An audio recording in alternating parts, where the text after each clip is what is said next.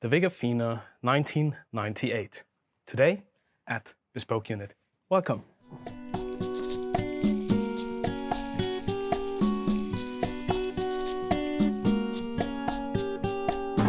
Hello and welcome everybody to this review here at Bespoke Unit. My name is Reinhard and we will be tasting VegaFina's 1998.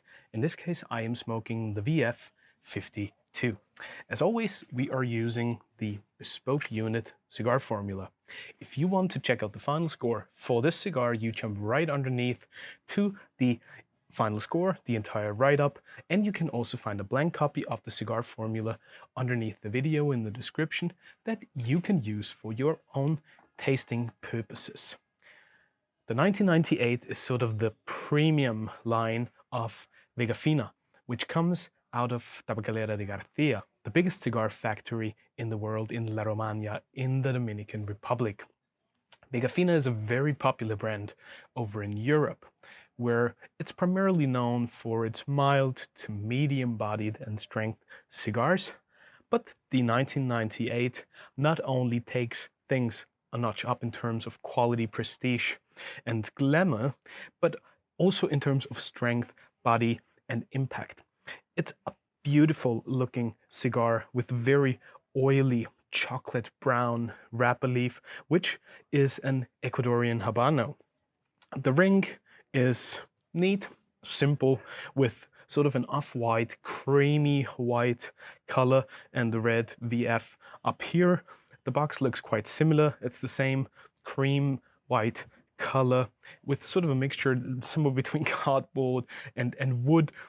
There was a sampler of the 3 Vitolas that are available, the VF50, the 52 which I'm smoking, and the 54 at the very beginning when the line was launched in 2019.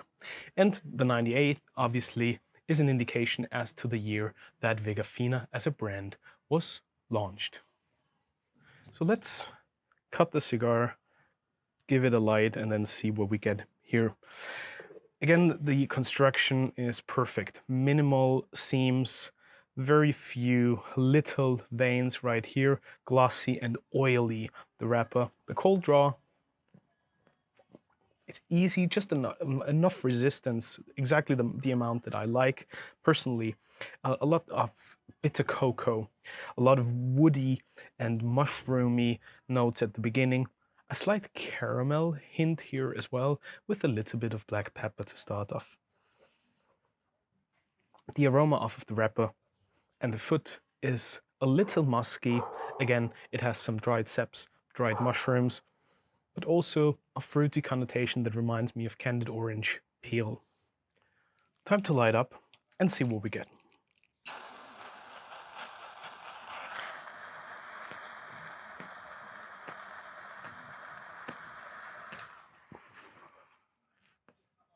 The 1998 line has a very interesting aromatic profile. I would say there's a little bit of everything. It's a mellow, creamy beginning with chocolate cream, sort of a mixture between an elegant creamy chocolate but also a dry cocoa powder with a slight bitter note there going on. Besides, there's a slight minerality with a salty undertone to lighten up the profile a little bit. Nuttiness is there, as well as a certain earthiness that reminds me of the mushrooms that I detected on the cold draw.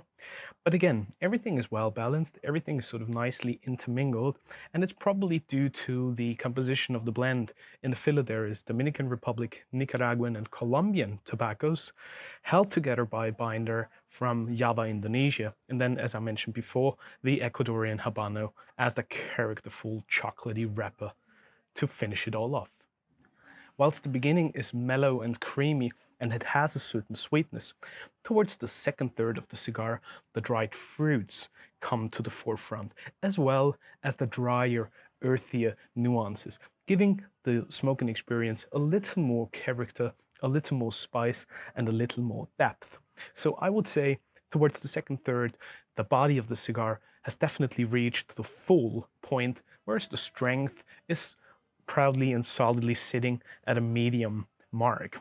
The complexity, however, is intriguing. There are lots of different nuances, layers, and components to be detected with every single puff. In general, to me, with this particular cigar, the middle part, the second third, is truly the filet mignon, where you have the perfect balance of creaminess, sweetness, nuttiness, earthiness, and just a little bit of spice, whereas the spicy component becomes a little more prominent towards the final third of the cigar. I've smoked quite a few of these. I once had the pleasure of going to the Dominican Republic together with Tabacalera, so I was fortunate to meet the Grupo de Maestro, which is responsible for this particular blend.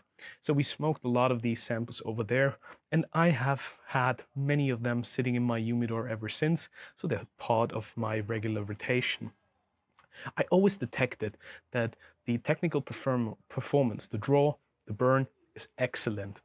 Every now and then, since the wrapper is quite oily, you have to do some minor touch-ups, but nothing that would worry me whatsoever.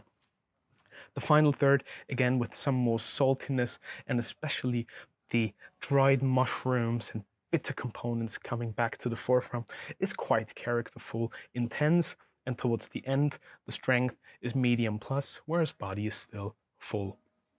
What sets the VegaFina 1998 apart is value for money. These are super affordable cigars that will set you back less than $10. And you get a lot of cigar for that money. It's an everyday cigar, but the VegaFina 1998 in particular, being a more upscale, luxurious offering, is definitely something that you would like to take to a fancy dinner or bring to your favorite cigar lounge to enjoy with your best pals. When it comes to pairing recommendations, I particularly enjoy it with a chocolate bar that has some crispy bits in the filling as well, because the cigar gives me a lot of those chocolatey nuances, but also a little bit of spice and a slight muskiness.